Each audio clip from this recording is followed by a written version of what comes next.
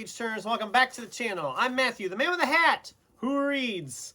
And today we are looking back at the month that was. This is my November 2024 wrap up.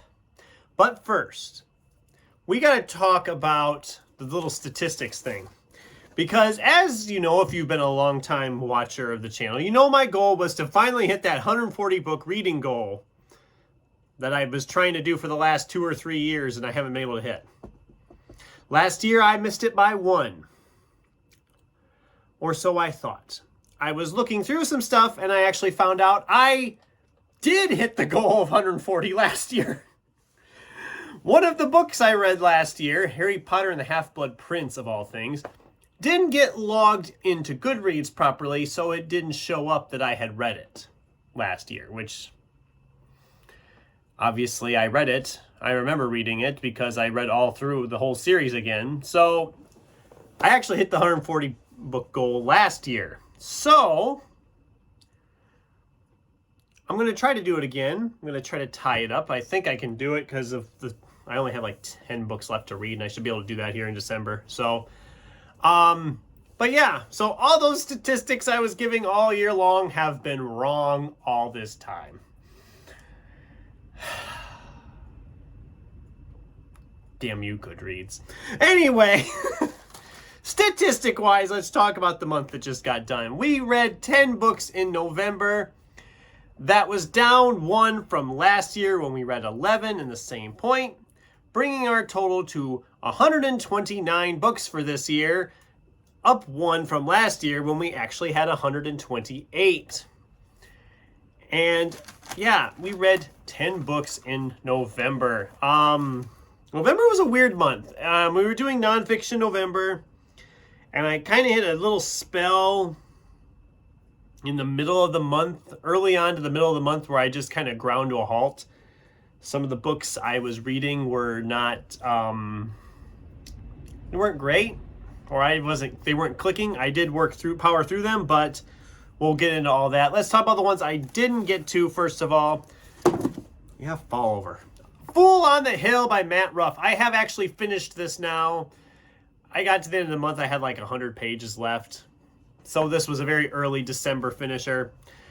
We're not going to talk too much about it now, but just wait for the wrap up of December because this, or even a review. I might do a review because I have some things to talk about with this book. This book was... It was something. It was something. Let's just put it that way. It was something. And as I talked about the December TBR, I didn't get to James J. Butcher's Dead Man's Hand or Jonason's The 100-Year-Old Man Who Climbed Out the Window and Disappeared. These are both in my TBR for December, so I'm going to be reading them this month, hopefully. We'll see what happens.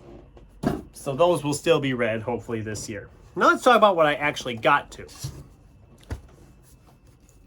I kicked off the month with Kate Kessler's 7 Crows. This was a thriller novel about a girl. This woman's niece has been kidnapped by these terrible people, and she is going to go and get her back and get them. So I'm thinking, okay, it's taken with a female lead. It's probably going to be a generic thriller.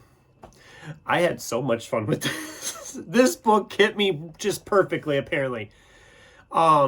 Brutally violent at times. The character is a complete she's awesome. It is very much Taken. If you're a fan of the Liam Neeson Taken movie, you'll probably like this book a lot. Very interesting. Really enjoyed it. I gave it 4 stars. It was a nice, pleasant surprise. The only thing I have that's kind of negative is I didn't like some of how it was crafted. We have moments where we're like talking about characters we haven't met yet, but we're acting like we're supposed to know who they are. And that was a little bit of a problem early on, especially. As the novel progressed, it got better. I flew through this as it got going. Really enjoyed this. Highly recommend this one for my thriller people if you haven't read it already. Then we had a library book we finished. This was Matthew McConaughey's Green Lights. I'll throw a picture over there. This is a memoir I'm even going to call it a little bit of a self-help book. This was really good. It was really interesting. I've watched a lot of Matthew McConaughey's movies, especially his Renaissance period now that we're in. Always been a fan of the guy. Always seems like a really just down-to-earth, cool guy. The book was so fascinating, very fast-moving, very much talking about how to like live your life watching for these green lights, and then you know that you're on the right track of life or whatever. And it's, so like I said, it's a little bit self-help, a little bit memoir. Does it cover his whole life? Not perfectly, but it covers a good chunk of it. Very interesting. If you're a fan of him, definitely check it out. I highly recommend it. It's a good nonfiction November read. The first of four nonfiction books I read in November. So we'll talk about some other ones here shortly. Then I broke my TBR early in the month and picked up Brian Paon's Yours Truly 2095. This is a time travel novel. I didn't like it. Where do I want to start? I don't want to spoil anything, but this guy wakes up and he's like 114 years into the future from where he started from. But his wife is there, but she's actually an android, and then they start to briefly explain what's going on. The early chapters of this, I was really intrigued with what was going on. I was like, okay, I really want to know what's going on. But as it progressed, it just got less and less. It felt less like a time travel novel and just more like, oh, this guy's out of time. He's time displacement novel.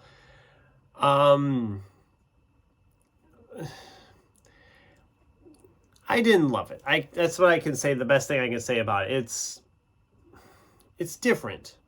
There was things I liked, but it glossed over the stuff I was picking it up for, which was the time travel aspect stuff, and it kind of glossed over all of that, and so that was kind of disappointing, in my opinion, anyway. So that was a 2-star for me, and I think I skipped it, but Green Lights by Matthew McConaughey was a 4-star.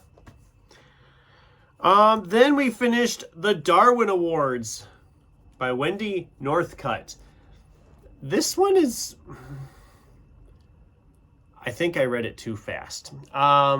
I started out reading it slow, but then as it got closer, I started going faster with it, trying to get it finished. And it started to get old. It started to get stale.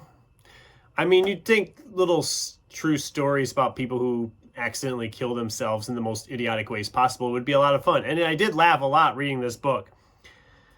But like I said, it needs to be taken in moderation. And I know the book even said to do that, and that's what I was doing. And then I got tied up in it and started wanting to get the book finished because I didn't feel like I was making any progress. So I started speeding up on this one because it was a faster read. And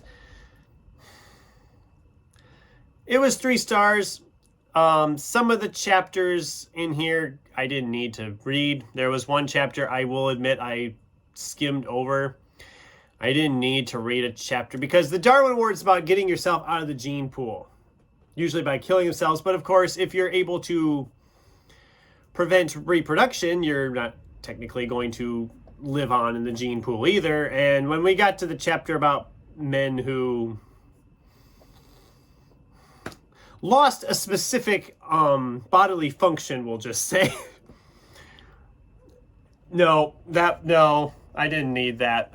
Sorry, I did not need that. That got to be a little too much for me. So that was a 3-star. It's a fun enough book to read, but don't read it all in one sitting. Don't be like me and just pick it up. Just if you get a copy of this, just like read a couple pages a night.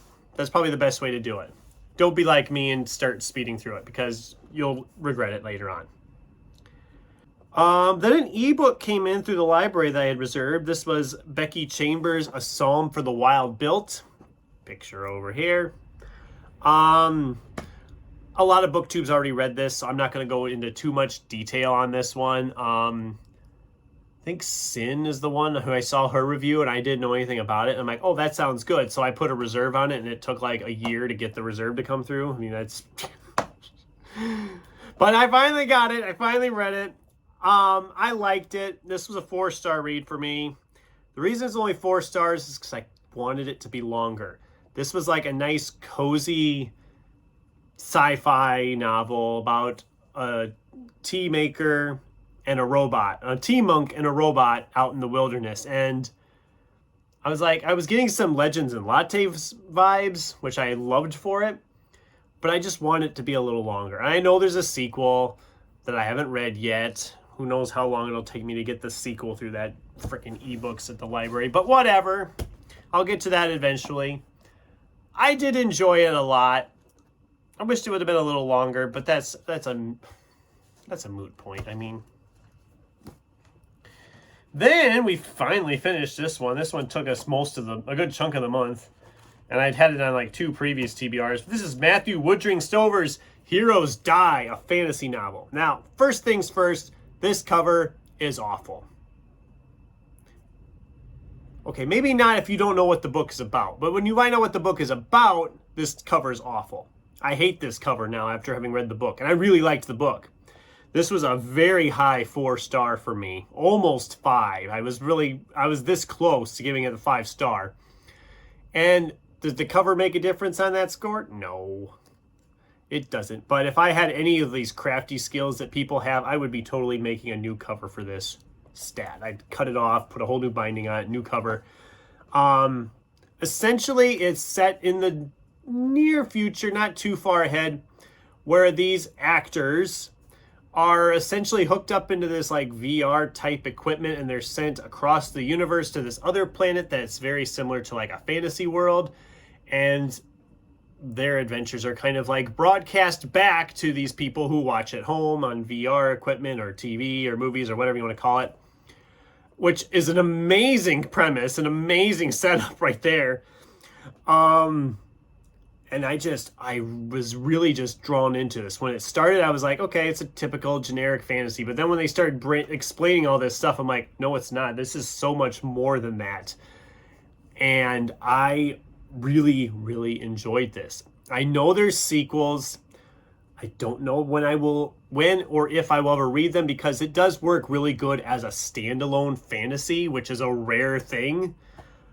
If you haven't read this and you're like a fantasy person, definitely check this out. I really, really liked this a lot more than I expected to. It's a little long. It's just over 530 pages, but I really enjoyed this, and I might change my score to 5 stars yet. We'll see. It was a very pleasant surprise.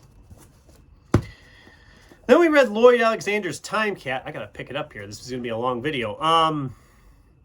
I mainly picked this up because I had never read it, and I had just gotten done reading the Prydain Chronicles and was wanting to read some more Lloyd Alexander I missed. This was cute enough, about this cat essentially taking his owner through time, because cats have 9 lives, but they're not necessarily the way you think it. They actually have 9 different lives they can visit. The thing is it's not really a fully coherent narrative. It's mostly just these short stories, these short hops through time.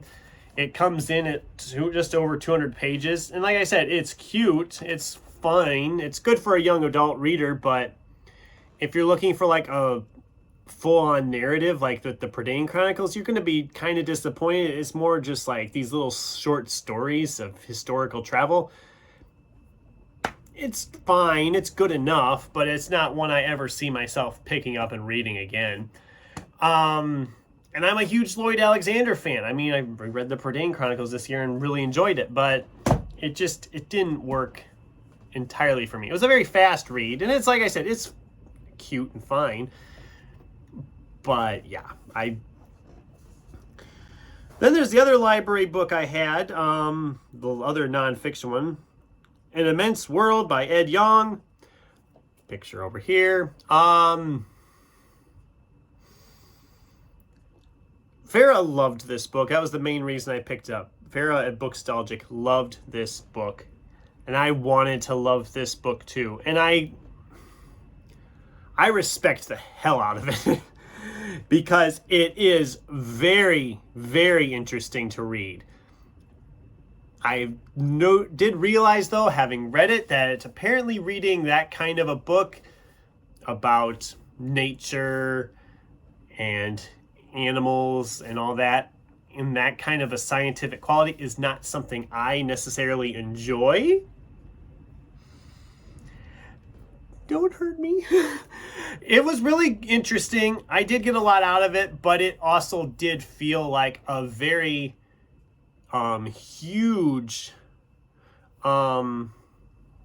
undertaking. And my years with biology were years and years ago, so a lot of it's gone. It's very interesting. If you're into science-y stuff, you'll probably really enjoy it. I thought it was really good, but it's not a book I ever need to read again. Then there was Cold Clay by Juno Black. This is the second in her Shady Hollow series. I really loved this first book in this series, and this one was no exception. Once again, a fun animal mystery, nice and cozy. This might actually be my new favorite series of the year. I have really enjoyed this so far this year. Can't wait to pick up the next one. 5-star read. Excuse me. And the last book for the month was Neil Bascom's Faster. I finished this on the last day of the month. The last of my nonfiction reads for Nonfiction November. About them building a race car to beat Hitler's race cars back in the mid-1930s before World War II. Fascinating. Absolutely loved it. Auto racing's not a big thing for me. I don't follow it religiously or anything, but these classic stories like this, or like the movies Rush or Ford v Ferrari, I just find those fascinating. And this one was no exception. This was fantastic. Absolutely loved this. If you're at all into like World War II history or automotive history, or just love stuff like I do, like these racing movies, you will probably really enjoy this book. Definitely check it out. This was a 5-star read for me, and it was my book of the month. So yeah, that was the month that was. November was a mixed bag, but we're in the last month of the year now. The reads I got going so far are going well. I've already broke that TBR that I had put out, but that's what I do. So you know how this works at this point. So anyway, that's what I have today. I'd love to hear from you guys though. What did you think? Am I wrong about some of these? Am I overly praising some of these? What was your book of the month in November? I'd love to hear from you in the comments down below. Thanks for watching, and until next time, keep turning pages.